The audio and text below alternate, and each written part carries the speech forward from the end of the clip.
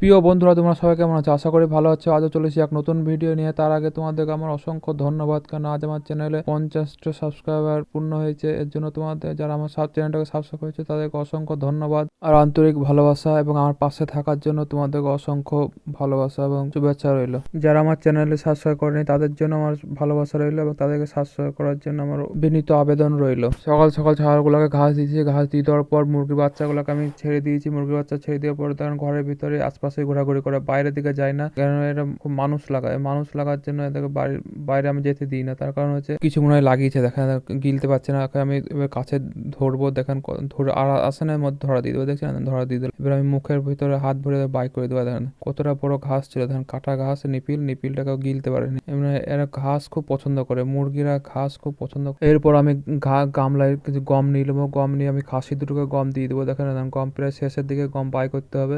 গমগুলোকে আমি ঢেলে নিলাম। এবার আমি গামলাটা নিচে রেখে দেবো। তারপর আমি গেট খুলে আমি খাসি দুটোকে আমি ভরে দেবো। দেখেন খাসি দুটো গেট খুলবো, গেট খুলে খাসি, দেন লাল খাসিটা অটোমেটিক ঢুকে গেল, কালোটাও ঢুকে গেল। এই পাঠিটা ঢুকিয়েছিল, ওকে বাই করে দিলাম, কারণ পাঠি দুটোকে আমি গম দেবো না। কেন আপনাকে আগেই ভিডিওটা আমরা বলেছি যে পাঠি দুটোকে কেন গম দেবো না। খাসি দুটোকে গম দিয়ে দিলাম। এবার আমি পাঠি দুটোকে আমি ঘাস দিয়ে দেবো। কিছু ঘাস আছে, ঘাসগুলো আমি পাঠি দুটোকে দিয়ে দেবো। তার আগে গমগুলো খা। আর আমি ঘরের ভিতরে যে ঘাসগুলো এনে আমি পাঠি দুটোকে আমি ঘাস দিয়ে দেবো। এই ঘাসগুলো খাবে। ঘাসগুলো খাওয়া হয়ে যাওয়ার পর যে তোমার কিছু নোংরা যেগুলো থাকে কিছু উপরে পাতা লতা, সেগুলোকে আমি এক সাইডে ফেলে দেবো। দেখো সেগুলো ফেলে দেওয়াতে মুরগিগুলো কেমন হাঁচড়াতে, দেখো বাচ্চা দুটো হাঁচড়ি আছে, কারণ খেয়েছে দেখো পাতাগুলো। এই বাচ্চা দুটোকে আমি ছেড়ে দিই না। আমি যতক্ষণ বাইরে থাকি ততক্ষণ ছেড়ে দিই, আশপাশে চড়ে, তারপরে আবার ভরে দিই খাঁচার মধ্যে। আমার এই এক পিস কবিতর আছে। কবিতরটাকে আমি এতটা সেবা যত্ন করা হয়, বাড়িতে থাকে।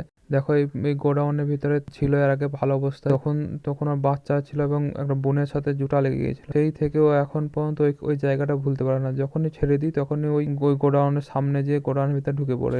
দেখেন হাতের কাছে এসে হাতে উঠে পড়লো। হাতে উঠে পড়ে দেখেন কত সুন্দরভাবে দাঁড়িয়ে আছে। দেখেন কোনো লাফালাফি কিছু করছে না, কোনো ভয় কেটে গিয়েছে। এই বাচ্চাটা একবারে ভয় কেটে গিয়েছে। ও খাবার যখন খিদে লাগবে তখন পায়ে এসে ঠোকা মারবে, হাতে ঠোকা মারবে, ও লাফিয়ে উঠে পড়বে, এরকম করে অবস্থা। দুটো ঘাস দিলাম, এই ঘাসগুলো অর্ধেককে দিলাম, তো আবার ছাগলগুলো চলে এলো। ছাগল খেছিল না, ওই ঘাসগুলো এনে দিলাম, তো এই ছাগলগুলো বেশি এখানে মারামারি করছে। আমরা সবাই ভাবি ছাগল মুরগিতে প্রচন্ড লাভ, কিন্তু সত্যি কথা বলতে গেলে লাভ সেরকম কিছুই হয় না। ওই একবারে বেচতে গেলে তখন একবারে দামটা ধরে পাওয়া যায়, তাই কিন্তু হিসাব করে আপনার একটা খাটনি, তারপরে ওই যে গম কিনে খাওয়ানো, তারপর আপনার খড় কিনে খাওয়ানো, ঘাস কিনে খাওয়ানো, যারা কিনে খাওয়ায়। আমাদের এগুলো সব বাড়িতে আবাদ করা হয়, তার জন্য কিছু বুঝতে পারা যায় না। যারা কিনে খাওয়ায় তারাই একমাত্র বুঝতে পারবে যে হ্যাঁ কিরকম লাভ আছে বা কিরকম লস আছে, তারাই জানবে। এই অল্প কিছু আছে নোংরা, যেগুলো মুরগিতে হাঁচড়ে আছে। দেখেন বাচ্চাগুলা খেলা করছে, কত সুন্দর। দেখেন এরা কত সুন্দর ভাবে আরামে খেলা করছে। আর এই ছাগলগুলা আমি যেখানে থাকবো সেখানে চলে যাবে, ওদেরকে শুধু জ্বালাবে।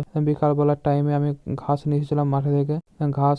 ঘাসগুলো খেতে, দেখেন কত সুন্দর ঘাস, শস্যের ভুঁইয়ের ঘাস, আলের ঘাস, জবের ভুঁইয়ের ঘাস। এইসব ঘাসগুলো খুব ছাগলে খায়। এইসব ঘাসগুলো আমার দাঁড় ছাগল আরো বেশি ভালো খায়। দেখতে কত সুন্দর, মুখ তুলবে না। আমার বলার মধ্যে বা কোনো ভুল বানতে হয়ে গেলে আপনারা আমাকে ক্ষমা করবেন।